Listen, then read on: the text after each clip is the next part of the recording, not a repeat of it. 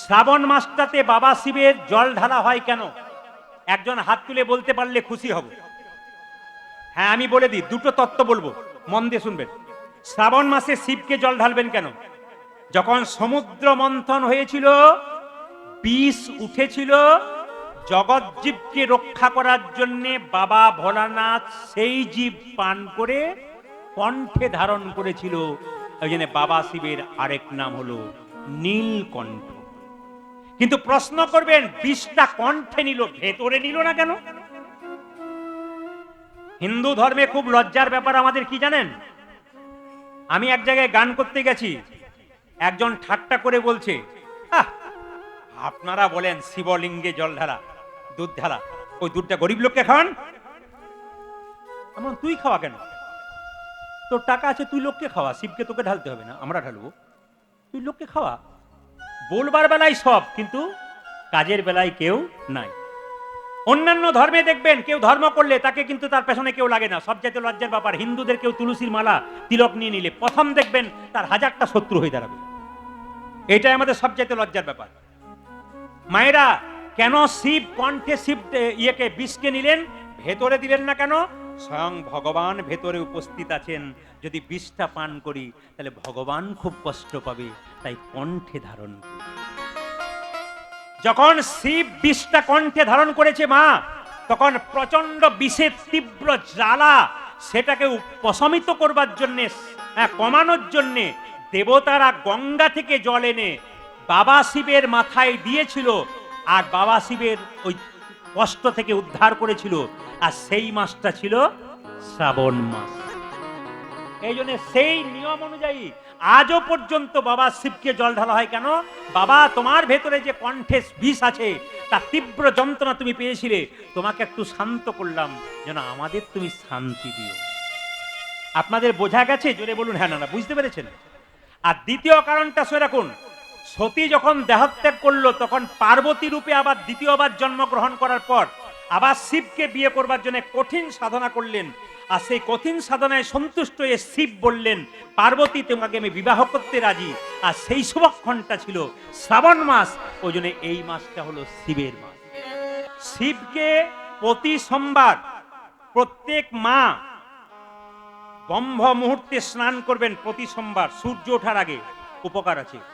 স্নান করে তারপর আপনি শিবলিঙ্গে জল দেবেন পবিত্র পোশাক পরে। তবে গঙ্গা জল দিলে ভালো হয়, বেলপাতা 3টে দিলে ভালো হয়। 3টে কেন দেবেন? সত্য, রজ, তমর প্রতীক, আর ব্রহ্মা, বিষ্ণু, মহেশ্বরের প্রতীক। 3টে পাতা কিন্তু দিতে হয়। এইবার সবাই লক্ষ্য করুন, শিবকে পঞ্চামৃত দিয়ে অভিষেক করাবেন। পঞ্চামৃত কেউ কেউ বুঝেছেন, আমার বাবারা যারা এসছেন, কেউ কেউ বুঝতে পারেন না।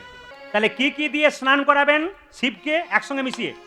দুধ, ঘি, দই, চিনি আর মধু, এই 4-5টা জিনিস দিয়ে প্রত্যেক দিন শিবকে স্নান করাবেন আলাদা আলাদা ভাবে। প্রথমে দুধ দিয়ে স্নান করাবেন। দুধ দিয়ে স্নান করাবেন কেন না? দুধ দিয়ে যদি কেউ স্নান করাতে পারেন, তাহলে শাস্ত্র বলছে আপনার সংসারে যে অশান্তি প্রায়ই হচ্ছে, যদি কেউ দুধ দিয়ে ভক্তি ভরে প্রকৃতভাবে স্নান করে শান্তি কামনা করতে পারেন, আপনি শান্তি লাভ করবেন। দ্বিতীয়, আপনার দীর্ঘায়ু লাভ হবে। টক দই বা এমনি দই দিয়ে যদি পরে বারে আপনি মানে ওই একটু পরেই স্নান করাবেন দই দিয়ে, দুধের পরে দই দিয়ে স্নান করালে কি হয় মা? যদি ধরুন দই দিয়ে স্নান করালে, যদি ধরুন আপনার বলেন না ভাগ্য খুব খারাপ, আমার ভাগ্য খুব খারাপ, যাদের দুর্ভাগ্য আছে, শিবকে যদি প্রতি সোমবার কেউ দই দিয়ে স্নান করায়, দুধের পরে দই দিয়ে, তাহলে তার ভাগ্যটা সৌভাগ্য হয়, আপনি সৌভাগ্যবতী হতে পারেন। আর কি হতে পারে মায়েরা? গ্রহদোষ কেটে যায় যদি দই দিয়ে স্নান করানো হয়। তারপর কি করবেন মায়েরা? তারপর আপনি ঘি দিয়ে স্নান করাবেন। ঘি দিয়ে স্নান, আসতে, ঘি দিয়ে স্নান করালে কি হয়? ঘি দিয়ে স্নান করার একটা বিরাট লাভ আছে। সেই লাভটা কি বলুন তো? ঘি দিয়ে যদি কেউ আমাদের বাবা ভোলানাথকে স্নান করাতে পারে, তবে তার যশ লাভ হয়, যশ লাভ হয়। আর একটা কি জানেন? যদি পারিবারিক সম্পর্ক খারাপ থাকে, ওই সম্পর্ক আরো ভালো হয় এবং সন্তানদের যশ লাভ হয়। আর যদি আপনি মধু দিয়ে স্নান করেন তাহলে আপনার উচ্চ পদে অধিকার হয়, মানে যে যা চাকরি করছেন ব্যবসা করছেন আরো উঁচুর দিকে যাবেন। আর কি হবে না, পরিবারের মানুষের সঙ্গে সমাজের মানুষের সঙ্গে আপনার সম্পর্ক ভালো হবে, আপনার যশ লাভ হবে, মান হবে, সম্মান হবে, এটা যদি করতে পারেন। আর আপনার যদি মায়েরা কেউ ঘি দিয়ে শর্করা মানে চিনি চিনি জল দিয়ে বা আপনারা মিছরি জল দিয়ে স্নান করাতে পারেন, তবে আপনার কি হয়, আর্থিক অনটন অভাব দূর হয়। এই 5টা জিনিস প্রতি সোমবার বারবার নিবেদন রইল। এই পঞ্চামৃত দুধ, দই, ঘি, মধু এবং চিনি বা মিছরি জল দিয়ে পরপর স্নান করাবেন। এটা কিন্তু আপনাদের কাছে নিবেদন হলো, যারা করেন নাই তারা পরবর্তী সোমবার থেকে করুন। শ্রাবণ মাসে এই কাজগুলো আপনারা করবেন, আপনাদের লাভ অবশ্যই আছে। জোরে বলুন বাবা ভোলানাথ কি, বাবা ভোলানাথ কি, বাবা ভোলানাথ কি। আগে একটা প্রশ্ন ছিল আমার কাছে, একজন আমাকে প্রশ্ন করেছিল শিবের প্রসাদ খেতে নাই। যারা শিবে জল ঢালছেন শিবলিঙ্গে, জল ঢালার পর জলটা ঢকঢক করে খেয়ে নিচ্ছেন, জেনে রাখবেন মহামহাপরাধ। এগুলো যারা দাদারা এসছেন, মায়ের আসেনি, শিখিয়ে দেবেন। যদি আপনি শিবলিঙ্গে জল ঢালছেন, সেই জলটা ঢকঢক করে খেয়ে নিচ্ছেন, মহাপরাধ। শিবের প্রসাদ খেতে নেই, শাস্ত্র পরিষ্কার করে বলেছে। আপনি যতগুলো পুরাণ পড়েন প্রায় জায়গাতে পেয়ে যাবেন যে শিব কিন্তু শিবের প্রসাদ খেতে নেই। কেন খেতে নেই একটু বলে দিই। শিবের কটা মাথা, জোরে বলুন মায়েরা? 11টা। আমি যেন 11টা বলেছি, 2-4 জন মা বলছে 11টা, মানে আপনি কার ভুল বলবেন। কটা মাথা? শিবকে পঞ্চানন বলা হয়। হ্যাঁ বাবারা জানেন শিবের কটা মাথা? 5টা মাথা। 5টা মাথার মধ্যে যে মাথাটা উঁচুতে ছিল সেই মাথার মুখ দিয়ে শিব বিষ পান করেছিল, আর সেই বিষটা তার ঠোঁটে লেগেছিল। এই বিশ্বাস নিয়ে অনেকেই শিবের প্রসাদ গ্রহণ করেন না। তাহলে প্রশ্ন করবেন, অনেক আছে আছে এই প্রসাদের অনেকগুলো কারণ আছে, একটা ছোট্ট কারণ বললাম, বহু কারণ আছে, যারা বইপত্র পড়েছেন তারা বুঝতে পারবেন। দ্বিতীয়ত বলে রাখি মায়েরা, শিবের প্রসাদ আপনি গ্রহণ করবেন কি করে? বিষ্ণুকে পুজো করে বা নারায়ণ কৃষ্ণকে পুজো করে সেই প্রসাদ শিবকে দিয়ে তারপর গ্রহণ করবেন। বিষ্ণু নৈবেদ্য দিয়ে প্রসাদ দিয়ে বাবা শিবের প্রসাদ গ্রহণ করতে হয়। সরাসরি বাবা শিবের জল বা বাবা শিবের দুধ, দই কিচ্ছু কাউকে গ্রহণ করতে নেই, নাহলে অপরাধ হয়। আচ্ছা মায়েরা কিছু মনে করবেন না, বাবা তো এসি রুমে থাকে, হিমালয় পর্বতে একবারে কিসে বলুন তো, ফ্রিজের মধ্যে থাকে। কোথায় বলুন তো? আরে বাবা বরফের মধ্যে থাকে। আচ্ছা শিব কি কি কি মাখে বলুন তো? শিব তো শ্মশানের ছাই ভস্য মাখে, আর গলায় এক ভালো ভালো মালা পরে, আপনার সোনার মালা পরেন, উনি সাপের মালা পরেন। কিন্তু জেনে রাখুন আপনার যে যেখানে বসে আছেন, শিব কিন্তু মা দুর্গাকে কোলে নিয়ে বসে থাকে। আপনার প্রায় ছবিতে দেখতে পাবেন, প্রায় ঘরে অনেক থাকে, যে বাবা শিব মা দুর্গাকে কোলে বসিয়ে রেখেছে। তো একদিন একজন রাজা, রাজা কেতু, চিত্রকেতু, তিনি কি করেছিলেন, তিনি এক সময় গিয়ে দেখলেন যে বাবা শিব দুর্গাকে কোলে নিয়ে বসে আছে। তখন সে ঠাট্টা করে বলল, ও মা কি লজ্জা গো, তুমি বউ কোলে নিয়ে বসে আছো, কি মা তুমি বউ কোলে। এই কথাটি যখন বলেছে রাজা, সঙ্গে সঙ্গে মা দুর্গা অভিশাপ দিয়ে দিল, তুমি আমাকে এই কথা বললে, অভিশাপ দিলাম তোমার অসুর কোলে জন্ম হোক। সেই রাজা বৃত্তাসুর রূপে জন্ম নিলেন, পরে কিন্তু ভগবানের চরণী পেয়েছিলেন। আচ্ছা মায়েরা, বাবা কেন দুর্গাকে কোলে নিয়ে বসেছিল, পার্বতীকে কোলে নিয়ে বসছিল? আচ্ছা বলুন তো, বাবা যখন রাসলীলা যারা শোনেন, বাবা যখন ভাগবত প্রথম পাঠ করেছিল, তখন প্রথম শুনেছিল কে? জোরে বলুন, কে শুনেছিল? একজন বলুন। হ্যাঁ, প্রথম শুনেছিল মা পার্বতী। তাহলে এখানে বাবা বলতে চাইলেন যে ভগবানের নাম গুণগান ভাগবত কথা যে শুনতে পারবে, বাবা বলল আমি তাকে নিজের কোলে চিরকাল বসিয়ে রাখবো। শুধু মাকে নয়, আপনাদেরকে করে বসাতে পারে যদি ভাগবত কথা হরি কথা শুনতে পারে। আর যে গোবিন্দ চরণে নিজেকে আশ্রয় নিয়েছে, বাবা তাকে মাথায় রাখে। কাকে মাথায় রেখেছিল? গঙ্গাকে। গঙ্গার জন্ম কোথা থেকে? ভগবানের চরণ থেকে। বলে ভগবানের চরণে যার মতি আছে, বাবা তাকে কোথায় রাখে না নিজের মাথার মধ্যে রাখে। কারো অমঙ্গল আপনারা চাইবেন না। কোন নারীর চুলের মুঠি ধরে সেই নারীকে আঘাত করবেন না। স্বামী বিবেকানন্দ বলেছেন, একটা স্ত্রী তার স্বামীর রোগের ওষুধ, একটা স্ত্রী তার স্বামীর মানসিক রোগের ওষুধ। কথাগুলো শুনবেন, যেমন কীর্তনে মজা আছে তেরকম কীর্তনের শিক্ষা আছে। শুনতে যদি চান তাহলে শোনাবো। কি বললাম? একজন স্ত্রী তার স্বামীর মানসিক রোগের ওষুধ। স্বামী যদি ভুল করে উল্টো পথে চলে যায়, স্ত্রী তার ভালোবাসায় তার স্বামীকে ভালো পথে আনতে পারে। সবাই তাকাবেন। স্বামী সারাদিন পর কাজ করে যখন বাড়ি ফেরে, স্ত্রীর ভালোবাসার দ্বারা স্বামীর ক্লান্তি দূর হয়ে যায়। স্বামী বিবেকানন্দ বলেছেন, যে সমাজে মেয়েদেরকে সম্মান দেওয়া হয় না, সে সমাজ কোনোদিন ভালো হয় না। একজন ইংরেজ সাহেব স্বামীজিকে বলেছিল, আপনাদের ভারতবর্ষের মেয়েরা হাতে হাত মেলায় না কেন?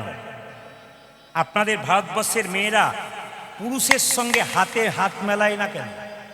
বিবেকানন্দ প্রশ্ন করেছিল, সাহেব, আপনাদের আমেরিকাতে বা ইংল্যান্ডে আপনাদের মহারানী মানে রাজার রানী যে, সে কারোর সঙ্গে হাত মেলায়? বলছে না, সে কারোর সঙ্গে হাত মেলায় না।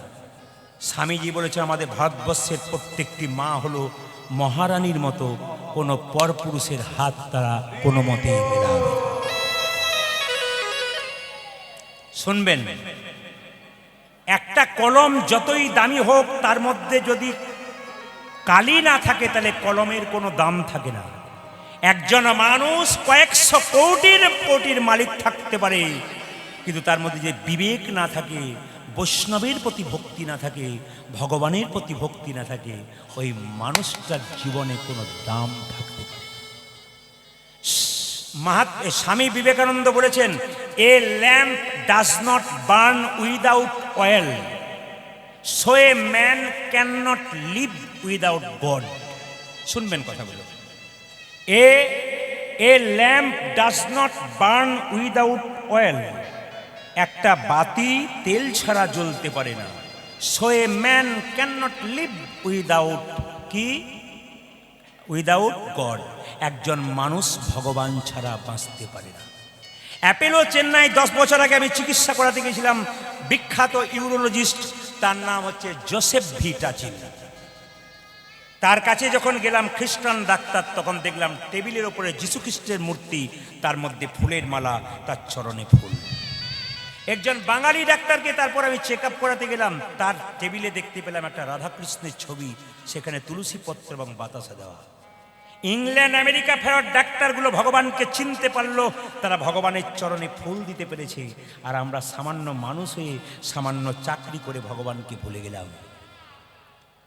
বৃন্দাবনের বিখ্যাত মানুষ প্রেমানন্দ মহারাজ 17-18 বছর ধরে যার কিডনি দুটো নাই। বিখ্যাত ক্রিকেটার বিরাট কোহলি আর তার স্ত্রী অনুষ্কা তার চরণে পড়ে বসে কাঁদছে। শুনেছি বিরাট কোহলি দেশে দেশে বাড়ি আছে। সে মহাপুরুষকে চিনতে পারল, আর আমরা সামান্য চাকরি পেয়ে ভগবানকে ভুলে গেলাম।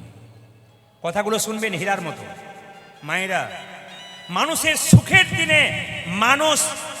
সুখের দিনে মানুষ আগে আগে যায়, আর দুঃখের দিনে দেখবেন পেছন পেছন যায়।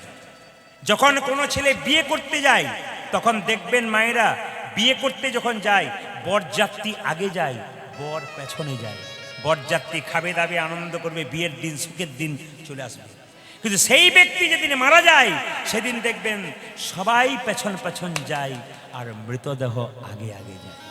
এর থেকে কি শিক্ষা পেলেন? সুখের দিনে মানুষ আগে, আর দুঃখের দিনে মানুষ পেছন পেছন যায়। জীবনে সমস্যা আসতে পারে, আপনার জীবনে পরামর্শদাতা যেন ভালো হয়। কেন? কুরুক্ষেত্রের দিকে তাকান। পঞ্চপাণ্ডবের দাদা যুধিষ্ঠির পরামর্শ নিয়েছিল কৃষ্ণের কাছে, যুদ্ধে জিতলো, রাজ্য ফিরে পেল, সিংহাসন ফিরে পেল। 100 ভাইয়ের দাদা দুর্যোধন পরামর্শ নিয়েছিল কার কাছে? জোরে বলুন। পরামর্শ নিয়েছিল কার কাছে? শকুনির কাছে, ধ্বংস হয়ে। এই জন্য বারবার বলবো আপনাদের কাছে, যারা এখানে কীর্তন শুনছেন, আমার বলার অনেক কিছু ছিল, কিন্তু রাত্রি অধিক হচ্ছে। এই জন্য আপনারা সবাই একবার মাথায় কাপড়টা নিন, ছোট্ট রঘুনন্দন নারক হবে, সবাই দর্শন করুন একসঙ্গে। ছোট্ট রঘুনন্দন মায়েরা, বাবা একদিন কি করছে? পুজো করছে গোপীনাথে, আর ছোট্ট রঘু কিন্তু গোপীনাথে পুজো দর্শন করে বলছে, এই যে নাড়ু প্রসাদ ছোট্ট রঘুনন্দন গোপীনাথকে খাওয়াচ্ছে, এই প্রসাদ যদি কেউ ভক্তি ভরে বাড়ি নিয়ে যেতে পারেন, তবে তার অনেকগুলো লাভ আছে।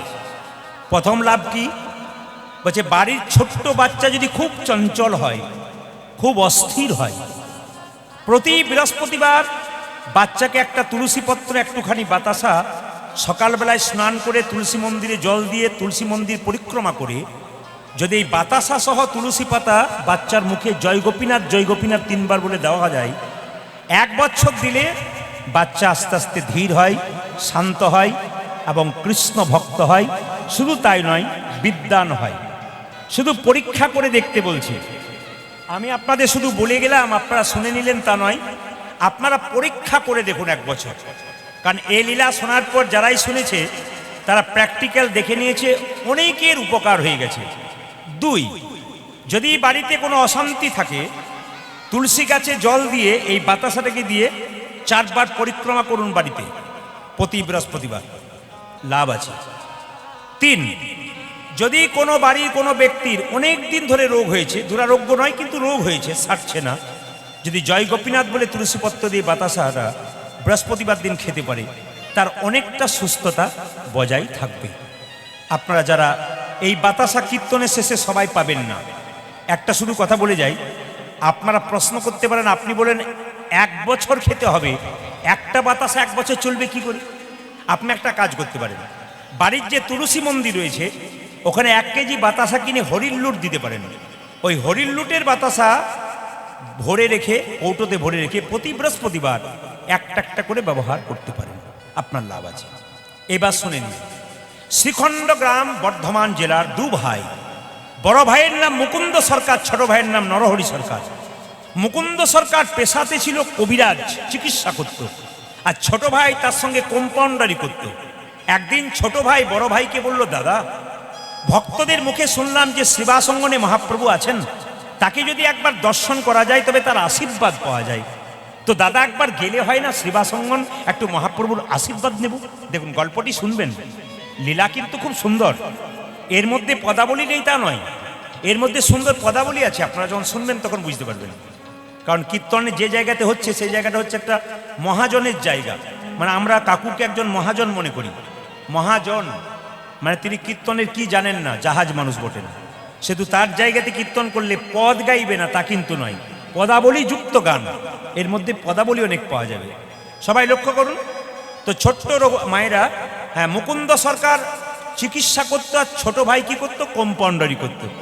ছোট ভাই বলছে, দাদা একবার গেলে হয় না সেবাসঙ্গন? বলে, কি করে যাবি, এখান থেকে তো অনেক রাস্তা। তখনকার দিনে তার গাড়ি ঘোড়া ছিল না, পায়ে হেঁটেই যেতে হতো, তা যাবি কি করে রে? বলছে, দাদা সাধুগুরু বৈষ্ণবের মুখে শুনেছি কেউ যদি হরিনাম করতে করতে চলে যায় তার রাস্তা নাকি অনেক তাড়াতাড়ি খাটো হয়ে যায়। আমি আপনাদের বলবো, রাস্তা দিয়ে চলে যাচ্ছেন, যদি আপনার টেনশন বাড়ছে, গাড়ি ঘোড়া নেই, হতেই পারে কোনোদিন, আপনি কি করবেন, কৃষ্ণ নাম করতে করতে চলে যাবেন। ছোট্ট মুকুন্দ সরকার, নরহরি সরকার 2 ভাই মিলে চললো কোথায়? মহাপ্রভুর কাছে আশীর্বাদ নেবার জন্যে হাঁটতে হাঁটতে চললো, কীর্তন গাইতে গাইতে। গুরু মন্ত্র নেবার আগে আপনাদের বলে যাই, যারা স্কন্দ পুরাণ পড়বেন, যারা স্কন্দ পুরাণ পড়বেন তারা জানবেন যে গুরুর সঙ্গে সম্পর্ক করতে গেলে কতগুলো কাজ করতে হয়, একটা একটা করে শুনবেন। কি না, গুরু যখন শিষ্যকে মন্ত্র দেবে তখন শিষ্য যেন ভালো হয়, আর শিষ্য যে গুরুর কাছে মন্ত্র নেবে সেই গুরুও যেন ভালো হয়। দেখুন, গুরুদেব গুরুমন্ত্র দেবার আগে আগে শিষ্যকে যাচাই করে দেখবে, যদি পাকা চাষি হয় তাহলে মাঠটা উর্বর হয়েছে কিনা আগে পরীক্ষা করবে, তারপর বীজ ফেলবে। উর্বর জমিতে বীজ ফেললে যেমন গাছ তাড়াতাড়ি হয়, অনুর্বর জমিতে বীজ ফেললে যেমন গাছ হয় না, সেরকম দেখবেন বড় বড় গুরুদেব যারা হন তারা 1 বছর ধরে হরে কৃষ্ণ মহামন্ত্র ভজন করতে বলেন, তারপর তাকে গুরুমন্ত্র দেন। কেন বলুন তো? আগে জমিটা উর্বর হোক, বীজ ফেললেই গাছ হয়ে যাবে। রামকৃষ্ণদেব বললেন, যাত্রার কাছে গুরুমন্ত্র নিও না। যে যেখানে বসে আছেন মন দিয়ে শুনবেন। রামকৃষ্ণদেব বললেন, যাকে তাকে দেখলেই গুরু বলে মেনো না, আর যাত্রার কাছে গুরুমন্ত্র নিও না। গুরু মানে যে ব্রাহ্মণ তাও নয়, গুরু মানে যে শূদ্র তাও নয়। চৈতন্য চরিতামৃতে বলেছে, কিবা বিপ্র কিবা শূদ্র, ন্যাসিক জ্ঞানে নয়, কৃষ্ণ তত্ত্ববেত্তা যেই সেই গুরু হয়। যিনি কৃষ্ণ তত্ত্ব ভালো জানেন, যিনি হরিকথা ভালো জানেন, তার কাছে আপনাকে গুরুমন্ত্র নিতে হবে। মায়েরা, জীবনে সমস্যা সবার আসতে পারে, কিন্তু মাথায় রাখবেন, যদি কোনোদিন বিপদে পড়েন, মনের মধ্যে কোনো দুঃখ থাকে, আপনি যাত্রার কাছে বলবেন না, আপনি দু জায়গাতে বলবেন। এইদিকে মনের দুঃখের কথা যাত্রার কাছে বলতে নাই, দু জায়গায় বলতে হয়। একটি গুরুচরণে, একটি গোবিন্দ চরণে। গুরু হলেন বাবার মতো, আপনার মনের কথাটা শুনবে কিন্তু কাউকে বলবে না, সে সমস্যার সমাধান করার চেষ্টা করবে। আর যিনি গোবিন্দ, যদি গুরুকে কাছে না পান, তাহলে মন্দিরে গিয়ে ভগবানের চরণে বারবার কেঁদে কেঁদে বলতে হবে, ভগবান সমস্যার সমাধান করবে। এই জন্য রামকৃষ্ণদেব বলেছেন যে গুরু মন্ত্র কিন্তু যাত্রার কাছে নেওয়া যাবে না। সবাই লক্ষ্য করুন, যে যেখানে বসে আছেন, গুরু যাকে মন্ত্র দেবে তিনি মেয়ের মতো বা ছেলের মতো। গুরু যখন শিষ্যের বাড়ি যাবে খালি হাতে যাবে না, শিষ্য যখন গুরুর বাড়ি যাবে তখন খালি হাতে যাবে না। আপনি গুরু বাড়ি গেলেন, ভর্তি প্যাকেট নিয়ে গেলেন, আর আপনার গুরুদেব আপনার বাড়ি এলো খালি হাতে এলো, তা কিন্তু চলবে না। তবে শ্রীমদ্ ভাগবত গীতা যারা পড়েছেন, এইদিকে শ্রীমদ্ ভাগবত গীতা যারা পড়েছেন তারা শুনে রাখুন। বলছে শ্রীমদ্ ভাগবত গীতার 80তম অধ্যায় 10ম স্কন্ধ 34তম শ্লোক। যারা শ্রীমদ্ ভাগবত গীতা পড়েন খুলে দেখে নেবেন, আমার কথাগুলো মিলিয়ে নেবেন। কি বললাম? 80তম অধ্যায় 34তম শ্লোক আর 10ম স্কন্ধে পরিষ্কার করে বলেছে যে যদি গুরুকে সম্মান দিতে না পারো, মন্ত্র দেবার পর, মন্ত্র নেবার পর যদি গুরুকে সম্মান দিতে না পারো, তাহলে তোমার গুরু ভজনাটাই বেকার হয়ে যাবে। শাস্ত্র বলেছে গুরু বিনা যে জন গোবিন্দ ভজে, সে পাপী নরকেতে ভজে। এই জন্য সবার কাছে নিবেদন রইল, আগে গুরু মন্ত্র যোগ করবার আগে যে গুরুর কাছে মন্ত্র নিয়েছেন সেই গুরুকে আগে স্মরণ করতে হবে। যদি সেই গুরুকে স্মরণ না করে সরাসরি গোবিন্দ ভজন করেন, তাহলে আপনি ভুল করছেন। শাস্ত্র পরিষ্কার করে বলেছে গুরু বিনা যে জন গোবিন্দ ভজে, সে পাপী নরকেতে মজে। কথাগুলো শুনবেন, আপনাদের কাজে লেগে যাবে। এইবার লক্ষ্য করুন, গুরুদেবের নাম কিন্তু মুখে বলতে গেলে, যখনই কেউ জিজ্ঞেস করবে আপনার গুরুদেবের নাম কি, কানে হাত দেবার পর নামটা বলতে হয়। এগুলো শিখে নিতে হবে। কি? গুরুদেবের নাম কেউ জিজ্ঞেস করলে প্রথমে কানে হাত দিয়ে তার নাম করতে হবে, এবং গুরুদেবের নাম করবার আগে তার আগে শ্রী বা প্রভুপাদ নামটি যোগ করবেন। কি বললাম? গুরুদেবের নাম করবার আগে শ্রী বা প্রভুপাদ এ কথাটা উচ্চারণ করবেন। অনেক বাড়িতে আমি কি কীর্তন করতে গিয়ে দেখেছি যে কৃষ্ণের ছবির পাশে গুরুদেবের ছবিটি রেখেছেন, মহা অন্যায় করেছেন। শাস্ত্র বলছে ওপরে থাকবে কৃষ্ণের ছবি, তার নিচে দেবদেবীর ছবি, তার নিচে গুরুদেবের ছবি। বলছে কৃষ্ণের পায়ে তুলসী পত্র দাও, রাধারানীর হাতে তুলসী পত্র দাও, কিন্তু অনেকে দেখেছি গুরুদেবের পায়ে তুলসী পত্র দেয়, মহা অপরাধের ভাগী হয়। গুরুদেবের বক্ষে তুলসী পত্র দিতে হয় চন্দন দিয়ে। মাথায় রাখবেন, কোনোদিন গুরুদেবের পায়ে তুলসী পত্র আপনারা দেবেন না। তাই গুরুদেবের চরণে মন্ত্র নিয়ে বলতে হবে, আমার এই জীর্ণ দেহটা তোমার চরণে পৌঁছে দিলাম, ওই পারে পৌঁছানোর ব্যবস্থা করো। ভক্ত যখন ভগবানকে ডাকে, ভগবান তখন ভক্তকে মাঝে মাঝে ধাক্কা মেরে দেখে। এইদিকে এইদিকে এইদিকে, যারা বসতে জায়গা পাচ্ছেন না, দাঁড়িয়ে আছেন, যারা বসে আছেন হাঁটু ব্যথায় কষ্ট পাচ্ছেন, আজকে অনেকে যদি হাঁটু ব্যথায় কষ্ট পান অথচ কীর্তন শোনেন, ভগবান ওটা দিয়েও দেখছে তুমি কতক্ষণ বসে থাকতে পারো, আজকে তোমাকে একটু চাপ দেব। এই চাপের মধ্যে যদি কেউ কীর্তন শুনতে পারে তবে তার লাভ আছে না। সবাই তাকাবেন আমার দিকে। এখন ধাক্কা কিরকম? একজন ব্যক্তি আমাকে ফোন করে প্রশ্ন করছে, প্রদীপবাবু, যারা হরিনাম করে তাদের এত দুঃখ কেন? যারা ভগবানকে ডাকে তার চাল ফুটে জল পড়ে কেন? যারা কৃষ্ণ কথা হরি কথা বলে তার ছেলের অসুখ হয় কেন?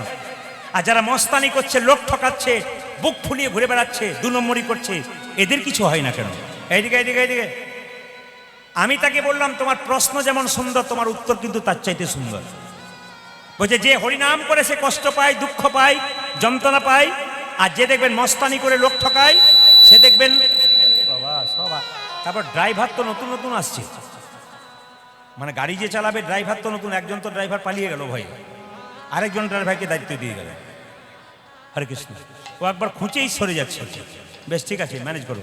কি বললাম মায়েরা, যে যেখানে বসে আছেন মনটা অন্যদিকে হয়ে যায়। সবাই লক্ষ্য করুন, যে ভগবানকে ডাকে যার কষ্ট হয়, কিন্তু যে ভগবানকে ডাকে না, বুক ফুলিয়ে বেড়াচ্ছে, তার কষ্ট নাই। আমি বললাম প্রশ্ন যেমন সুন্দর, উত্তর তার চাইতে সুন্দর। জন্মের পরে ভগবান সবাইকে 2টো কলসি দিয়েছে, একটা পাপের কলসি, একটা পুণ্যের কলসি। যারা বুক ফুলিয়ে ঘুরে বেড়াচ্ছে, লোক ঠকাচ্ছে, মস্তানি করছে, বুঝে নেবেন পাপের কলসি দিন পূর্ণ হবে, রাস্তায় কুকুরের মতো তার মৃত্যু হবে, আপনারা দেখতে পাবেন। কিন্তু যারা খুব কষ্ট পাচ্ছে, দুঃখ পাচ্ছে, তাদের পুণ্যের কলসি এখনো পূর্ণ হয় নাই।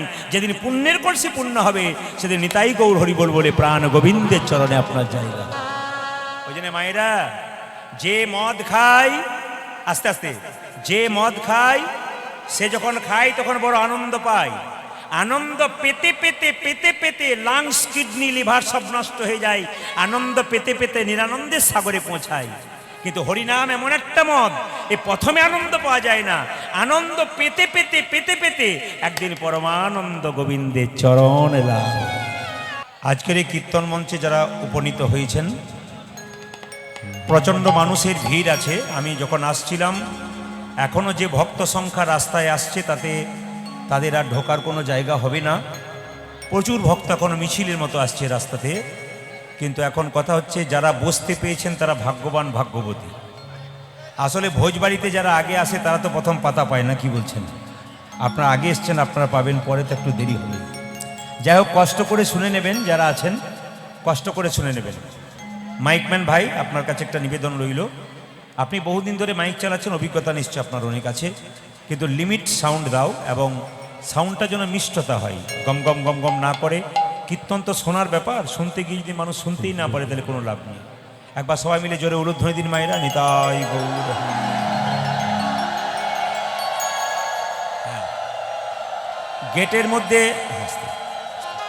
গেটের মধ্যে যারা ভিড় করছেন, প্রচণ্ড একটা ঢেউ আসছে, তখন যারা বয়স্ক আছেন অসুবিধা হবে। যারা আমাদের এখানকার ছেলেরা আছেন একটু মেকআপ করবার চেষ্টা করবেন। তো উপায় নেই, কাকু জায়গা যেমন আছে সে অনুযায়ী মানিয়ে নিতে হবে। আজকে নিতাই চাঁদের কৃপা, গৌর চাঁদের কৃপা, আপনারা সবাই এখানে এসেছেন। সবাই মিলে একটু হাত তুলে বলুন, রাধা রানী কি। না না, জয়টা একটু জোরে আশা করছিলাম। শ্যাম সুন্দর কি, বেড়েছে আরো বাড়বে। মদন মোহন কি, বাহ বাহ। হরিবাসর কি, সাধুগুরু বৈষ্ণব কি। আপনার জয় বলছেন না ভয় বলছেন বুঝতে পারছি না, জোরে জোরে বলবেন। রাধা রানী কি, সাধুগুরু বৈষ্ণব কি, গৌর ভক্তবৃন্দ কি। প্রেম সে বলো আপন আপন গুরুদেব কি, আপন আপন গুরুদেব কি। মহাপ্রভু নবদ্বীপের মাটিতে এলেন 1407 শতাব্দে ফাল্গুন মাসের পূর্ণিমা তিথিতে, দোল পূর্ণিমার দিন। আমাদের মতো অধম জীবকে উদ্ধার করবার জন্য একা এলেন না, নিতাই চাঁদকে সঙ্গে করে নিয়ে এলেন। যারা এখানে কীর্তন শুনতে এসছেন তাদের কাছে নিবেদন রইল, কীর্তন চলাকালীন আপনি আপনার কান এবং মন এই দিকে রাখবেন। ভগবান আমাদের দুটো কান দিয়েছে, একটা মুখ দিয়েছে, মানে বুঝিয়েই দিয়েছে, বলবে কম আর শুনবে বেশি। খুব হিসাব, ভগবানের জিনিসটা একটু মানে মান রাখবার চেষ্টা করবেন। তিনি বলেছেন বলবে কম কিন্তু শুনবে বেশি। এখন কীর্তনে আসলে কেউ যদি শোনে কম আর বলে বেশি, তাহলে তার তো কোনো লাভ হবে না, ভগবানের দেওয়া জিনিসটাকে ব্যবহার করতে পারছেন না। এই জন্য বারবার বলবো, কীর্তন চলাকালীন কেউ যদি গল্প করে, তবে সে যেটা নিয়ে যাবার জন্য এসছেন, পুণ্য সঞ্চয় করার জন্য এসছেন। গল্প করলে উনি পুণ্যের বদলে পাপ সঙ্গ করে নিয়ে যায়। তাই কোনটা নেবেন সেটা আপনাদের হাতে রইল। আসুন, 1407 শতাব্দে ফাল্গুন মাসের পূর্ণিমা তিথিতে দোল পূর্ণিমার দিনে মহাপ্রভু এলেন সচী মাতার কোল আলো করে। মায়েরা, মহাপ্রভুর কৃপাতে আপনারা কীর্তন শুনতে এসছেন। যাদের এখনো মহাপ্রভুর কৃপা হয় নাই তারা কীর্তন শোনার অধিকার তাদের হয়নি। আর যারা মহাপ্রভুর কৃপা পেয়েছেন তারা কীর্তন শুনতে পেরেছেন। পূর্বজন্মের সুকৃতি যাদের আছে তারা কৃষ্ণ কথা, হরি কথা শুনতে পারে। এই জন্য আপনারা পূর্বজন্মের সুকৃতির অস্তিত্ব বজায় রাখুন। হ্যাঁ, আচ্ছা, একটু এগিয়ে গিয়ে আসুন, কষ্ট করে একটু এগিয়ে আসুন। আর জায়গা নেই? আরে বাবা, তেঁতুল, হ্যাঁ যদি হয় সুজন তবে তেঁতুল পাতায় 9 জন, একটু কষ্ট করে হয়। হ্যাঁ, আচ্ছা, যারা পা ছড়িয়ে বসে আছেন তাদেরকে বলবো পাগুলো একটু বাবু হয়ে বসুন। হরে কৃষ্ণ, একটু বাবু হসুন। হ্যাঁ, বেশ বেশ বেশ। মহাপ্রভু কি করলেন? শ্রীগৌরাঙ্গ প্রেমের ঠাকুর নবদ্বীপের মাটিতে এলেন। শ্রীগৌরাঙ্গ প্রেমের ঠাকুর। যেমন কন্যাদায়গ্রস্ত পিতা তার মেয়ের বিয়ের জন্য ঘটকের কাছে যায়। আসতে মায়েরা, কন্যাদায়গ্রস্ত পিতা তার মেয়ের জন্য ঘটকের কাছে যায়, আমার মেয়ের জন্য একটা সুপাত্র দেখবেন। ঘটক কি করে না কন্যা পক্ষ এবং পাত্রীপক্ষ এবং পাত্রপক্ষর মাঝে থেকে দুজনকে সংযোগ করিয়ে দেয়। এই ঘটকটিকে ইনি হচ্ছেন গুরু। সবাই শুনতে পাচ্ছেন তো? শুনতে পাচ্ছেন? এই ঘটকটি হচ্ছে গুরু। গুরু মানে কি? গু মানে অন্ধকার, রু মানে আলো। যিনি যার গুরুত্ব আছেন তিনি গুরু হতে পারেন, যার গুরুত্ব নেই তিনি কোনোদিন গুরু হতে পারেন না।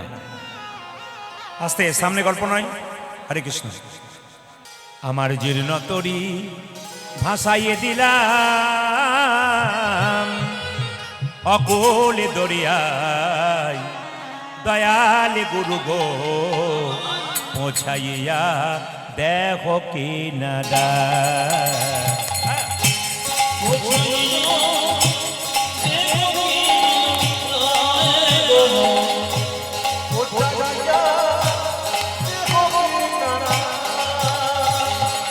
পৌঁছাইয়া দেহ কিনারাই গো, পৌঁছাইয়া তুমি বিনে এ দূরি দিলে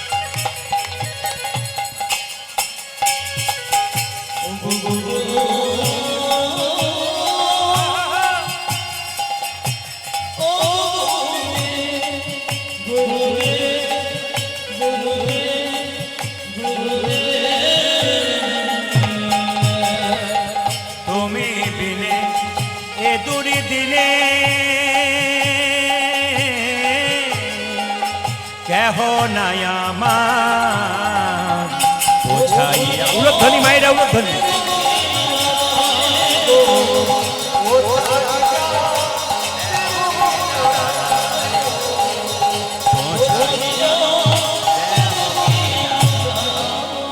আপন আপন গুরুদেব কি?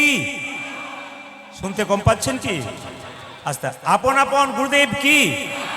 এত পেছনে চিৎকার হলে হবে না, এত বেশি ভক্ত হয়ে গেছে যে আপনাদের চিৎকার হচ্ছে পেছনে। রাধা রানী কি? শ্যাম সুন্দর কি? মদন মোহন কি? হরিবাসর কি? গরম লাগছে কি? না দেখলাম পরীক্ষা করে। রাধা রানী কি? তবে আপনারা সবাই জানেন, সকলের শ্রদ্ধেয়, আস্তে, সকলের শ্রদ্ধেয়, আমাদেরও শ্রদ্ধেয় রাধাপদ কাকু, যার সঙ্গে আমার প্রথম পরিচয় হয়েছিল দক্ষিণ চৌস্কোনা মাটিতে। প্রথম আমাকে একটা আসরে উনি দেখেছিলেন আজ থেকে বহুদিন আগে। তো উনি আমাকে তখন পিঠে হাত চাপড়ে সাহস দিয়েছিলেন। ওনার আশীর্বাদ আমার মাথায় আছে, ওনার ভালোবাসা আমার মাথায় আছে। অক্লান্ত পরিশ্রম করে একার দ্বারাই হরিবাসর করেন। আপনার সবাই সাহায্য করবেন অন্তত মানসিকভাবে সুস্থভাবে কীর্তন শোনার। এখানে এত মানুষের সেবা হয়, এত ভক্তের সেবা হয়। এই সেবা একার দ্বারা সম্ভব নয়, শুধুমাত্র রাধা মাধবের কৃপাতে তিনি করছেন এবং রাধা মাধবের আশীর্বাদ আছেন। এবং অবশ্যই আমরা ঈশ্বরের কাছে প্রার্থনা করব আমাদের কাকু দীর্ঘজীবন ধরে আরও কীর্তন করুন, মানুষের সামনে হরিকথা কৃষ্ণকথা শ্রবণ করান। ওনাদের আশীর্বাদ আমার মাথায় থাক, এটাই চাইব। সবার কাছে বলে রাখি মায়েরা, এই ছোট্ট একটি কথা বলে আমি গৌরচন্দ্রিকা শেষ করব, একটু মন দিয়ে শুনবেন। এক রাজার মনে চারটে প্রশ্ন জেগেছিল। রাজা বলল এই চারটে, এইদিকে এইদিকে এইদিকে, রাজা বলল চারটে প্রশ্ন আমার মনে জেগেছে, যদি কেউ উত্তর দিতে পারে তাহলে রাজত্ব দিয়ে আমি বৃন্দাবনে চলে যাব, যদি কেউ উত্তর দিতে পারে। আচ্ছা, এতজন কীর্তন শুনতে এসছেন, প্রশ্নগুলো বলবো না বাদ দিয়ে দেবো? বলেই দেখি যদি আপনারা কেউ পারেন। রাজার প্রথম প্রশ্ন ছিল ভগবান কোথায় থাকে, আর দ্বিতীয় প্রশ্ন ছিল ভগবান কি খায়, আর তৃতীয় প্রশ্ন ছিল ভগবান কখন হাসে, আর চতুর্থ প্রশ্ন ছিল ভগবানের কাজ কি। আপনাদের কারো জানা আছে কি ঠান্ডা মাথায় ভগবান কোথায় থাকে মায়েরা? হ্যাঁ, দেখতে পাচ্ছি আপনারা ভয়ে বলছেন না। দু চারজনকে দেখছি, কেউ বলছে, আবার কেউ বলছে। যাক, ঠিক আছে, মেনে নিলাম। কিন্তু আমার প্রশ্ন হচ্ছে, রাজা বলছে ভগবান কোথায় থাকে, এক প্রশ্ন। দু নম্বর হচ্ছে ভগবান কি খায়, আর 3 নম্বর প্রশ্ন ভগবান কখন হাসে, আর 4 নম্বর প্রশ্ন ভগবানের কাজ কি। রাজা চারিদিকে ঢোল বাজিয়ে চিৎকার করে লোক দিয়ে বলালো যে যদি কেউ বলতে পারে রাজত্ব দিয়ে বৃন্দাবন চলে যাবে, সে কিন্তু রাজা হয়ে যাবে। এত পণ্ডিত এলো গেল, না যাই তার গোনা। রাজার যেমন প্রশ্ন তেমনি রইল, উত্তর কিন্তু হলো না। বহু পণ্ডিত এলো প্রশ্নের উত্তর দেওয়ার জন্য, কিন্তু কেউ দিতে পারল না। এবার লক্ষ্য করুন, মন্ত্রী গালে হাত দিয়ে রাজবাড়িতে ঢুকছে, খুব চিন্তা, কাউকে পাওয়া গেল না। যদি বা পাওয়া গেল, পণ্ডিত জন কেউ উত্তর দিতে পারলো না। ঠিক আছে, গালে হাত দিয়ে পৌঁছাচ্ছে, বাড়ির ভেতরে ঢুকছে রাজবাড়িতে। এখন রাজবাড়ির দরজাতে মায়েরা একটা ছেলে ছেঁড়া কাপড় পরে পোড়া রুটি খাচ্ছে। তা ও জিজ্ঞেস করছে, মন্ত্রী, বলে রাজবাড়িতে ভোজ হচ্ছে নাকি? বলে কেন? তাহলে পেট ভরে খেতাম। মন্ত্রী রেগে বলছে, রাজার হলো মনের জ্বালা, তোর হলো পেটের জ্বালা। আরে পেট ভরে খাবি, তুই রাজা হয়ে যাবি যদি 4টে প্রশ্নের উত্তর দিতে পারিস। কেউ পারে নাই, তুই পারলে হবে। ছেলে বলল, যেখানে দেখিবে ছাই, উড়াইয়া দেখো তাই, পাইলেও পাইতে পারো অমূল্য রতন। একবার চেষ্টা করে দেখি। বলে স্কুলে পা দিয়েছিস? বলে পড়ি নাই, চেষ্টা করে দেখবো। আচ্ছা, ভগবান কোথায় থাকে? ছেলে বলল, বাবারে, এর চাইতে সহজ উত্তর আর আছে? মন্ত্রীর গালে হাত, কত পণ্ডিত এলো, কেউ পারলো না। আর এ কিনা বলে খুব দ্বিতীয় প্রশ্ন, বলে কি, ভগবান কি খায়? বলছে এটা তো আরো সহজ উত্তর। আচ্ছা, ভগবানের কাজ কি? ভগবান কখন হাসে? বলছে বলবো নাকি? বলে বলার দরকার নাই। শেষে বলছে, এবার শেষ প্রশ্ন, ভগবানের কাজ কি? ছেলে বলল, অতি সহজ, বলবো কি? যেই না বলবো বলেছে, বলে এখানে বলতে হবে না, রাজবাড়িতে রাজার কাছে গিয়ে বলবি। ছেলে এখন যেই না রাজবাড়িতে গিয়ে ওখানে কি হচ্ছে? অসভ্য, বের করুন, একবারে বের করুন, ঘাত ধরে বের করুন, বের করুন। ওখানে নয়, রাজার বাড়িতে। না না, ছেলেটা রাজার কাছে গিয়ে দাঁড়িয়েছে। রাজা বলছে, ওখানে অনেকে তাকাচ্ছে, তাহলে আমাকে বলছে না, বলছে বের করুন, বের করুন। ছেলে বলল, রাজামশাই, আপনার 4টে প্রশ্ন করা ছিল, আমি উত্তর দিতে এসেছি। তুই পারবি? বলে হ্যাঁ পারবো। যদি পারিস তো ভালো, না পারলে তোর গর্দান গেল। ছেলে বলছে, একবেলা খাই একবেলা খাই না, না খেয়ে মরার চাইতে রাজার হাতে মরবো, আর পারলে রাজা হয়ে যাবে। আরে তুই কি করিস? ছেলে বলছে, আমি কি করি জানো? আমি ভিখারি, ভিখারি, আমি দিনই ভিখারি, নাইকো করি একটি পয়সা দাও।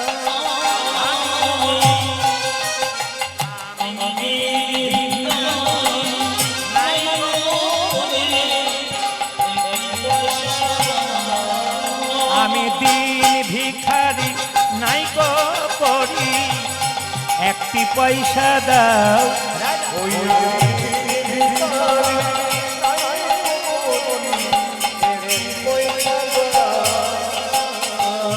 কারে না পথি কহেরি, নয়নে না ঝরে বাড়ি,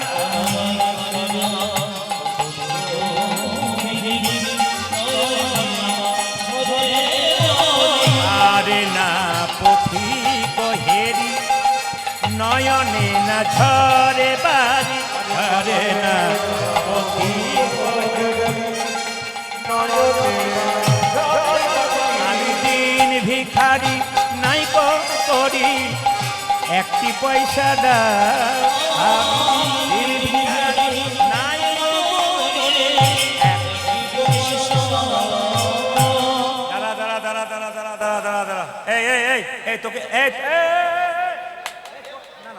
তোকে আর ভিক্ষা করতে হবে না। বলে কেন? তুই রাজা হয়ে যাবি 4টে প্রশ্নের উত্তর দিলে। প্রথম প্রশ্ন, ভগবান কোথায় থাকে? ছেলে বলল, রাজামশাই উত্তর দেব, তবে 5 মিনিট দেরি আছে। বলে কেন? অনেক দূর হেঁটে এলাম, তো 1 গ্লাস শরবত হবে। রাজা বলল, কে আছিস, 1 গ্লাস শরবত দে তো। যেই না 1 গ্লাস শরবত দিয়েছে, ছেলে তখন রাজাকে প্রশ্ন করছে, রাজামশাই এটা শরবত? বলে হ্যাঁ। যদি শরবত, তবে চিনি কই? মায়েরা, শরবত তৈরি করার পর চিনি দেখতে পান? পান আপনারা? ছেলে এমন প্রশ্ন করেছে, রাজা বলছে, মন্ত্রী আচ্ছা ছেলে ধরেছো তুমি, এই যে যদি শরবত হবে তবে চিনি কই? সঙ্গে সঙ্গে রাজা বলছে, এই জন্য তুই ভিখারি নইলে প্রফেসর হতে পারতিস। বলে কেন? জলের মধ্যে চিনি আছে, খালি চোখে দেখা যায় না, চুমুক দিলে বোঝা যায়। ছেলে বলল, রাজামশাই এই গ্লাসটার মধ্যে কিন্তু আপনার প্রশ্নের উত্তর আছে। বলে কিরকম? জলের মধ্যে চিনি আছে, খালি চোখে দেখা যায় না, চুমুক দিলে বোঝা যায়, সেরকম বিশ্ব ব্রহ্মাণ্ডের মধ্যে ভগবান চিনির মতো মিশে আছে। যে ভক্ত ভক্তির চুমুক দেয় একমাত্র ভগবানকে, তাই গৌর হরি বল। তার মানে কি? ভক্তি যার কৃষ্ণ তার সর্বশাস্ত্রে কয়, ভক্তি না থাকিলে কৃষ্ণ দেখিলেই কিবা হয়। মায়েরা, ভক্তির দরকার আছে। যারা পেছনে আছেন চিন্তা করবেন না, আমি মাঝে মাঝে ঘুরবো। হ্যাঁ, একজন ভাই তো আমাকে ওখান থেকে ডাকছে, বলে চলে আসো। চলে যদি যাই তো সব শেষ। ঠিক আছে, হ্যাঁ আমি ঘুরবো, চিন্তা নেই, ঘুরবো। আচ্ছা মায়েরা, প্রথম প্রশ্ন হয়ে গেল। রাজা বলল ঠিক আছে। এর 2 নম্বর প্রশ্ন, ভগবান কি খায়? ছেলে বলছে খায় না। বলে কেন? রাজামশাই ভগবান খায় না। মায়েরা বলুন তো, 4টে কলা 4টে আপেল মন্দিরে নিয়ে যান, ভগবান খায়? জোরে বলুন। অনেকে ভয়ে বলছে না, যদি কোনো গন্ডগোল থাকে। নিয়ে যান তো মন্দিরে, 4টে কলা 4টে আপেল নিয়ে যান তো, ভগবান খায়? জোরে বলুন। যদি না খাই কাল থেকে নিয়ে যাবেন না? না, নিয়ে যাবেন। ভগবান খায় না, ভগবান দেখে তুমি প্রেমের ভাবে নিয়ে গেলে না অহংকারের ভাবে নিয়ে গেলে। ছেলে বলল ভগবান খায় না। রাজা বলল, বাহ, দারুণ উত্তর দিয়েছিস। 3 নম্বর প্রশ্ন, ভগবান কখন হাসে? লক্ষ্য করবেন। ছেলে বলল, রাজামশাই ভগবান 2 বার হাসে। বলে কখন? যখন ভাইয়ে ভাইয়ে দড়ি নিয়ে জায়গা ভাগাভাগি করে।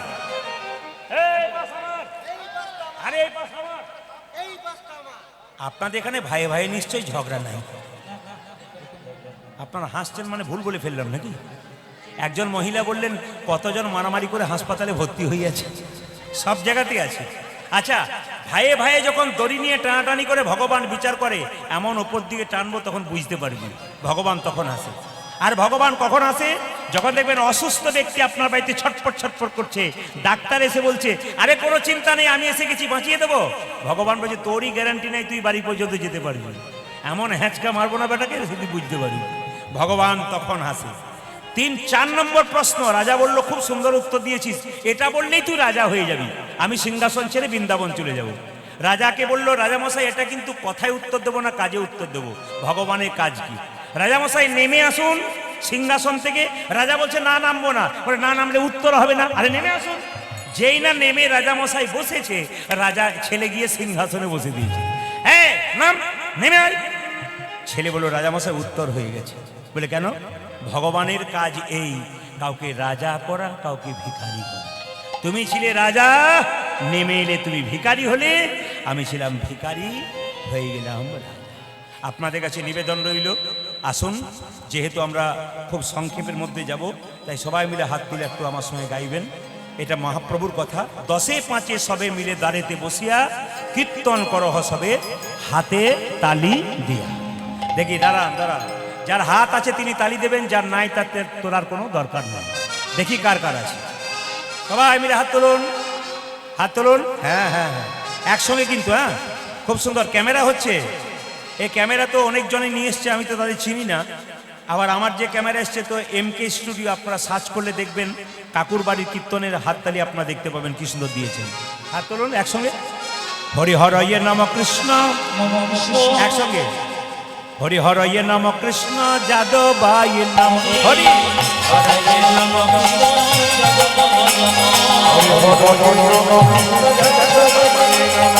হরয়ে নম কৃষ্ণ যাদবায় নম। ওজে যাদবায় মাধবায় কেশবায় নম। হরি বল।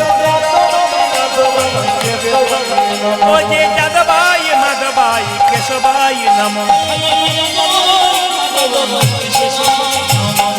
দু একজন খুব চালাক আছে, প্রদীপ পাল দেখতে পাচ্ছেন, আমার না দিলেও হবে, কিন্তু আমি দেখতে পাচ্ছি না, ভগবান দেখতে পাচ্ছে। কেন? 50 টাকার নোট রাস্তায় পড়ে থাকবে, চারিদিকে তাকালেন, কেউ কোথাও নাই, পকেটে গুঁজে নিলেন, কেউ দেখতে পেলেন, একজন ভগবান দেখতে পেলেন। হাততালি দেবেন কি না দেবেন আপনার ব্যাপার, আমি দেখতে পাবো না, কিন্তু তিনি দেখতে পাবেন। তাই সবাই হাত থাকতে হাততালি দিন, পরে কিন্তু ভালো হবে। হাততালি। হরি হরয়ে নম কৃষ্ণ যাদবায় নম।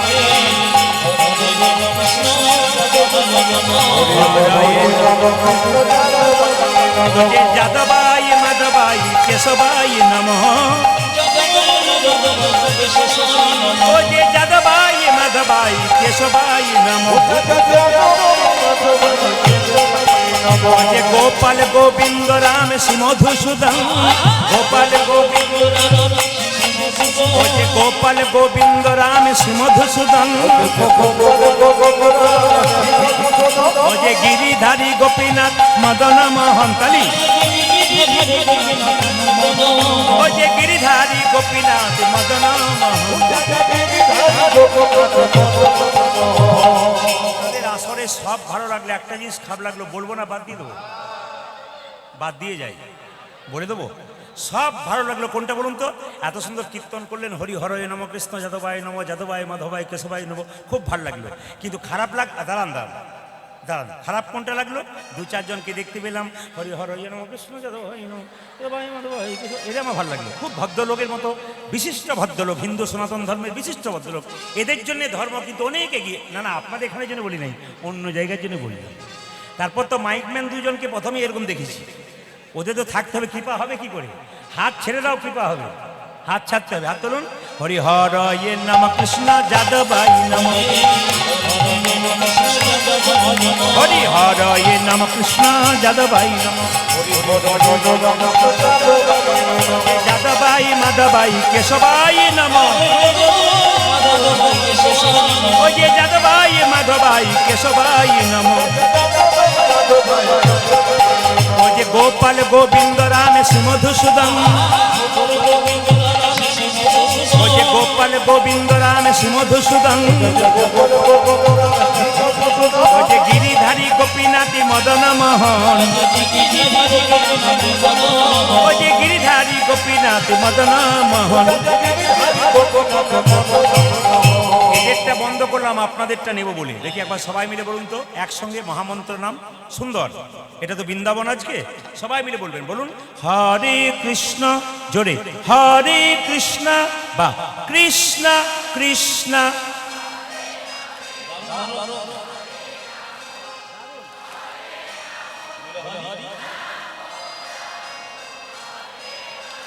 জোরে হরে কৃষ্ণ বা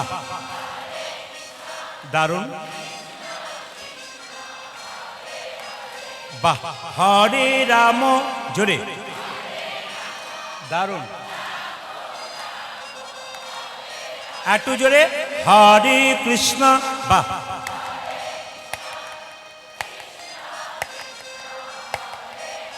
আনন্দ করে উচ্চস্বরে বাহ। হাঁকে একটা সত্যি কথা বলি, আমি ঘোষবাড়িতে গান করতে এসেছিলাম বসিরহাটে। তারপরে কাকু ফোন করলেন, বাবা প্রদীপ, বলে কি একটা ডেট লিখে নাও তো। লিখলাম, কিচ্ছু বললো না। দুদিন পরে বলছে ওই গানটার ডেটটা যেন ফেল না করে, আসতে কিন্তু হবে আমাকে। তারপরে হ্যাঁ হ্যাঁ ঘোষবাড়ি গিয়েছিলাম, আবার আগামীবার আসবো, বাইনা আছে। সবার কাছে নিবেদন। তো উনি আমাকে বললেন না, শেষে দু চার দিন পর বলছে, বাবা ওটা আমার বাড়িরই গান, যদি আমি না আসি। লেখার পর বলছে, দলিল হয়ে গেল, তারপর বলছে আর কি এটা কিন্তু আমার বাড়ি গান। না না, আসলে কাকু ভয় খাচ্ছিল যে আসবো কিনা। কেন আসবো না? উনি তো আমার শ্রদ্ধেয় ব্যক্তি, প্রণম্য ব্যক্তি, খুব ভালোবাসি, আমি শ্রদ্ধা করি, আমাকে খুব ভালোবাসি ছেলের মতো। তাই এসেছি, অবশ্যই আপনারা একটু আশীর্বাদ করবেন। আর সবাই মিলে জায়গাটাকে বৃন্দাবন তৈরি করার জন্য আবার একবার বলুন একসঙ্গে হরে কৃষ্ণ, জোরে হরে কৃষ্ণ, জোরে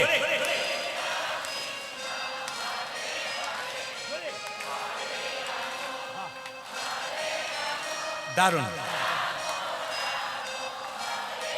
শেষবার হরে কৃষ্ণ, শেষবার দারুণ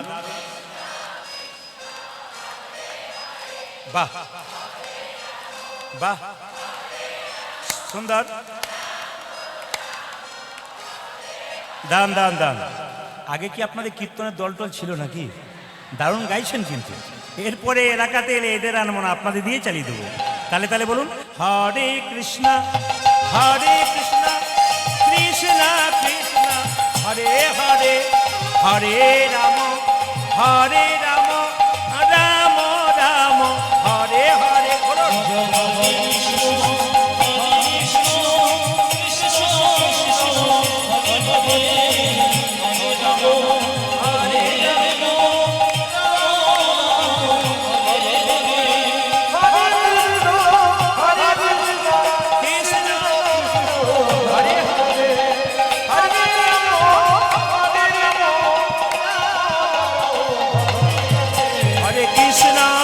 হরে কৃষ্ণ কৃষ্ণ কৃষ্ণ হরে হরে হরে রাম রাম রাম হরে বল হরে কৃষ্ণ উলধ্বনি হরে রাম নয়নানন্দেতে ভনে সেই তো সকলে জানে সর্বসিদ্ধি পরতলে। এখানে ছোট্ট একটি তাল আছে, সবাই করছে বলে আমি আর সময় নষ্ট করলাম না। সবাই মিলে একসঙ্গে চলুন, আমরা রাধে রাধে বলে বৃন্দাবনে যাই। একসঙ্গে বলুন রাধে রাধে। দোনো হাত উঠাকে বলো, আরো জোরে বলো, জোর সে বলনা পড়েগা। হাত উঠাকে বলো, আরো জোরে বলো। কাল সকাল থেকে একজন একজনকে দেখবেন, কি বলবেন জোরে বলুন। কাল সকাল থেকে হ্যালো বাদ দিয়ে কি বলবেন? কালকে বাচ্চা ঘুম থেকে উঠছে না, কি বলবেন? একজনের সঙ্গে একজনের দেখা হবে, কি বলবেন? স্বামী স্ত্রীতে ঝগড়া হলে কি বলবেন? খুশি, আমি খুব খুশি। সবাই মিলে চলুন আমরা বৃন্দাবনে যাই। চলো রে মন বৃন্দাবন ধাম, চলো রে মন বৃন্দাবন ধাম, रति जा राधा राधा नाम, मिलेंगे कुंज बिहारी, मिलेंगे राधा प्यारी। चलो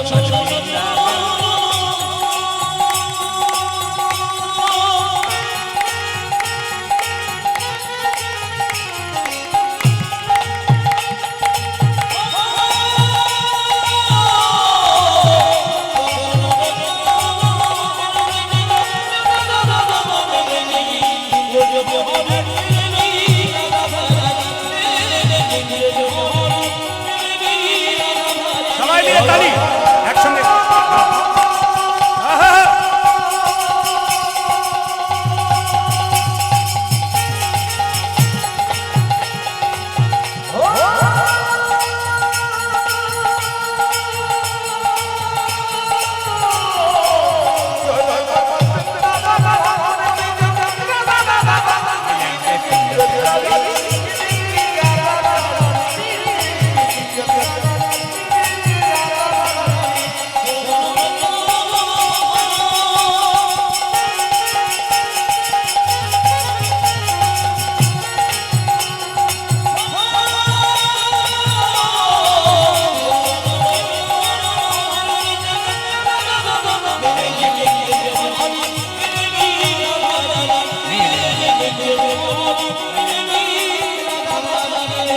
सब धाम से प्रिय वृंदावन धाम है, सबसे मीठो मधुसी राधा नाम है। ओ ओ सब धाम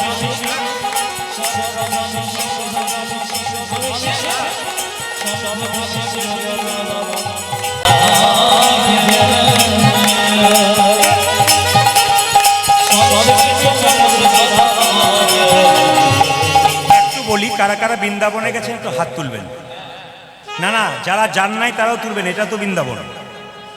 যারা যারা এমনি বৃন্দাবনে গেছেন তাদেরকে বলি, কিছুদিন আগে আপনার প্রয়াগে স্নান করতে, প্রয়াগ যান নাই, অনেকে গেছেন না, কুম্ভ মেলা। আস্তে আস্তে আপনারা যারা প্রয়াগে স্নান করতে গেছেন, একটা ছোট্ট কথা বলি। নন্দ মহারাজ একবার সিদ্ধান্ত নিয়েছিল যে আমি প্রয়াগে স্নান করতে যাব। মন দিয়ে শুনবেন।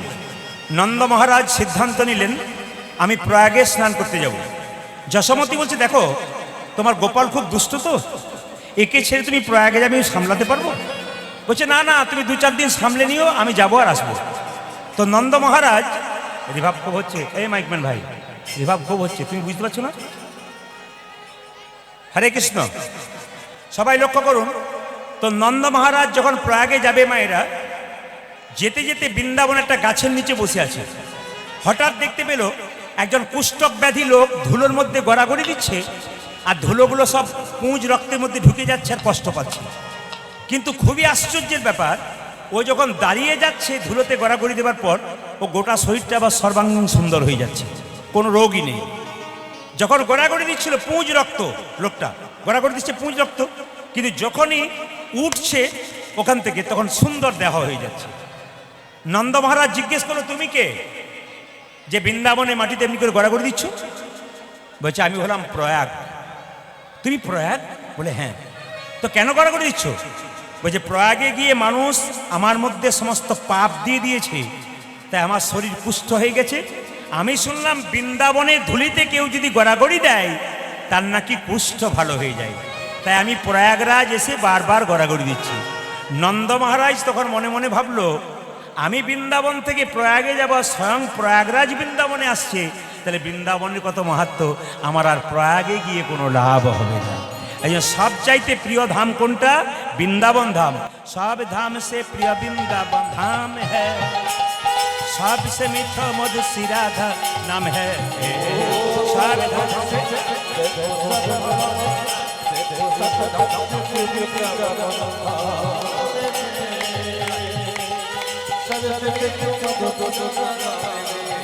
मेरी पूर्ण होगी कामरति जा राधा राधा नाम,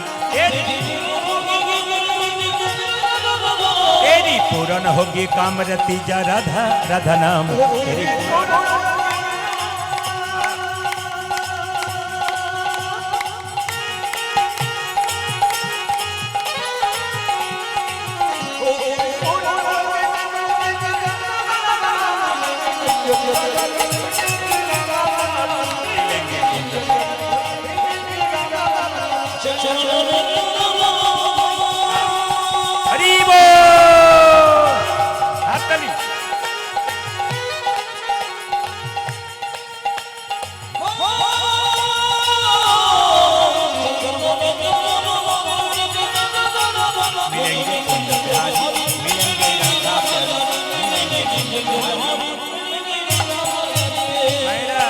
সবাই মিলে বলুন রাধে রাধে রাধে রাধে রাধে রাধে। বেশ, আর সময় নেব না, লীলাটি শুরু করব। লীলাটি হচ্ছে, প্রথমে দুপুরবেলা একটা লীলা হয়ে গেল সূর্য পূজা। দ্বিতীয়বার লীলাটা আমি শুনি নাই, বাসায় ছিলাম, কেউ যেন বলল কালীয় দমন। ঠিক আছে, আর যেহেতু শেষ জায়গায় আমি আছি, ভক্ত চরিত্র দিয়ে শেষ করি। তবে এই জায়গাটাতে আসা বড় কঠিন ব্যাপার, কারণ এখানে এক থালা বাতাসার দরকার ছিল। 100 গ্রাম বাতাসা যদি একটা থালাতে দেওয়া যায় বাড়ি থেকে এনে, খুবই ভালো হয়। যদি সম্ভব হয় তাহলে এখানে এক থালা বাতাসা, ছোট্ট একটা রেকাবিতে একটু বাতাসা 2-10টা দিলেই হবে। কিন্তু যদি সম্ভব হয় একটু সবাইকে দিয়ে দিয়ে এভাবে পার করে দিন, ওখান থেকে দিন তো সবাই হাতে হাতে পার করে দেবে যদি সম্ভব হয়। হরে কৃষ্ণ, টুলু ধরে দিন।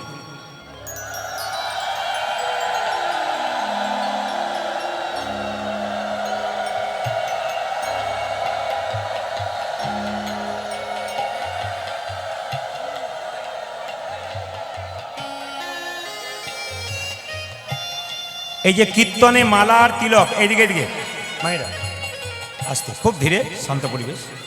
কীর্তনে এই যে মালা এবং তিলকের প্রথা, শিবাসঙ্গনে প্রথম মহাপ্রভুকে কীর্তনের মাধ্যমে মালা এবং তিলক দিয়েছিলেন ভক্ত রঘুনন্দন। আজকে যার কথা বলবো তিনি হচ্ছে ভক্ত রঘুনন্দন। সবাইকে বলবো, আপনারা গয়াকাশী বৃন্দাবন যেখানে যাবেন যাবেন, একটা জায়গা যাবার জন্য আপনাদের অনুরোধ করব। আমার বাড়ি বীরভূম, শান্তিনিকেতন বোলপুরের কাছাকাছি। সেই জায়গায় গেলে দেখতে পাবেন শ্রীপাঠ ময়নাডাল কীর্তনের জায়গা। একটু দূরে গেলেই দেখতে পাবেন তারাপীঠ মায়ের মন্দির। আমার সামনে গেলে আবার দেখতে পাবেন জয়দেব পদ্মাবতীর মেলা। সেরকম একটা মধ্যস্থ জায়গায় আমি বাস করি। আপনাদের কাছে নিবেদন রইল, যদি আপনারা বর্ধমান জেলা শ্রীখণ্ড গ্রাম যান, তাকাবেন, যদি বর্ধমান জেলা শ্রীখণ্ড গ্রাম যান, ওখানে দেখতে পাবেন একটা ছোট্ট গোপীনাথের মন্দির আছে। ওই গোপীনাথের হাতে অর্ধেকটা নাড়ু আছে, এবং সেই নাড়ুটা হচ্ছে পাথরের নাড়ু। পৃথিবীতে যত মন্দির আছে ভগবানের, সব ভগবানের হাতে বাঁশি দেখতে পাবেন, নাড়ু দেখতে পাবেন, অন্য কিছু দেখতে পাবেন, কিন্তু ওখানে গেলে আশ্চর্যের ব্যাপার দেখতে পাবেন গোপীনাথের হাতে অর্ধেকটা পাথরের নাড়ু। এটা অর্ধেকটা হলো কেন, এটা পাথরের নাড়ু হলো কেন, তারই কথা বলবো। লীলাটির নাম ভক্ত রঘুনন্দন। ভক্ত রঘুনন্দন 5 বছর বয়সে ভগবান গোপীনাথকে নাড়ু খাইয়েছিল। এই জন্য আমি কাকুকে বলবো, বাড়ি থেকে একটা ছোট্ট থালাতে একটুখানি বাতাসা 100 গ্রাম দিতে পারলে খুব ভালো হয়, ওটা দেখানোর জন্যে। সবার কাছে নিবেদন রইল, রঘুনন্দনের বয়স হয়েছিল যখন 5 বছর। আমি কিন্তু মাঝে জিজ্ঞেস করব, তাহলে বুঝবো কেমন কীর্তন শুনছেন। রঘুনন্দন গোপীনাথকে নাড়ু খাইয়েছিল মাত্র 5 বছর বয়সে। কত বছর বললাম, জোরে বলুন? 5 বছর। যেদিন রঘুনন্দনের জন্ম হয়েছিল সেই দিনটা ছিল বৃহস্পতিবার। আস্তে বাবা, আস্তে আস্তে আস্তে আস্তে আস্তে। যেদিন রঘুনন্দনের জন্ম হয়েছিল সেই দিনটা বৃহস্পতিবার। যেদিন রঘুনন্দন গোপীনাথকে নাড়ু খাইয়েছিল সেই দিনটাও বৃহস্পতিবার। এই জন্য যারা কীর্তন শুনতে এসছেন, রঘুনন্দন লীলা যদি আপনারা শোনেন বা রঘুনন্দনের সম্পর্কে যদি পড়াশুনো করেন, তাহলে আপনারা সবাই একটু লক্ষ্য করুন আমার দিকে। হ্যাঁ, হরে কৃষ্ণ।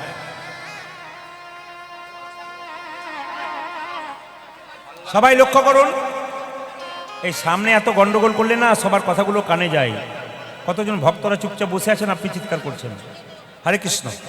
যাদের জায়গা নিয়ে অসুবিধা হচ্ছে তারা কাল সকালবেলায় এসে একটু বিছানা করে শুয়ে নেবেন, অসুবিধা নেই। হরে কৃষ্ণ। অসুবিধা হবে আস্তে। এই যে বাতাসা আপনারা দেখতে পাচ্ছেন মায়েরা, এখানে বাতাসা যেহেতু অত দেওয়া নাই, আমি একটু বলে যাই আপনাদের পরিষ্কার পরিচ্ছন্ন কথা, আমি গ্যারান্টি দিয়ে বলে গেলাম। আপনারা ভক্ত রঘুনন্দন লীলা পড়বেন, সবাই মিলে চলুন তালি দিয়ে দিই। কৃষ্ণ কেশব কৃষ্ণ কেশব কৃষ্ণ কেশব তাই নাম, রাম রাঘব রাম রাঘব রাম রাঘব রক্ষম। উলধ্বনি হরে কৃষ্ণ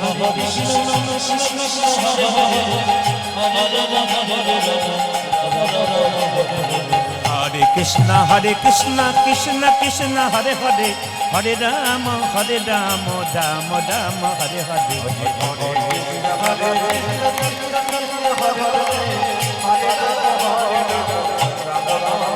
মায়েরা এই যে তাকান, আপনারা 3 ঘন্টার কীর্তন শুনতে এসে কতজনের কত কষ্ট হয়।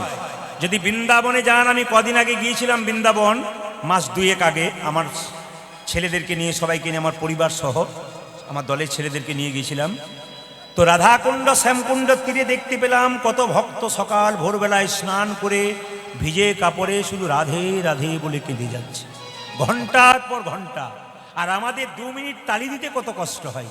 একটু বিচার করবেন, তারা পাবে না তো কি আমরা পাবো? আমরা সবাই মিলে গাইব একসঙ্গে, হাত তালি দিয়ে। কৃষ্ণ কেশব কৃষ্ণ কেশব কৃষ্ণ কেশব তাই নাম, রাম রাঘব রাম রাঘব রাম রাঘব রক্ষম। হরে কৃষ্ণ হরে কৃষ্ণ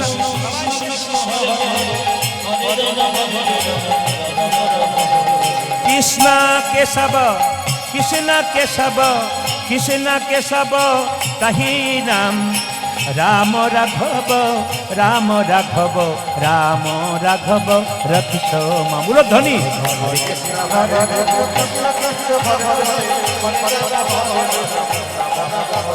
কৃষ্ণ কেশব কৃষ্ণ কেশব কৃষ্ণ কেশব তাই নাম, রাম রাঘব রাম রাঘব রাম রাঘব রক্ষম।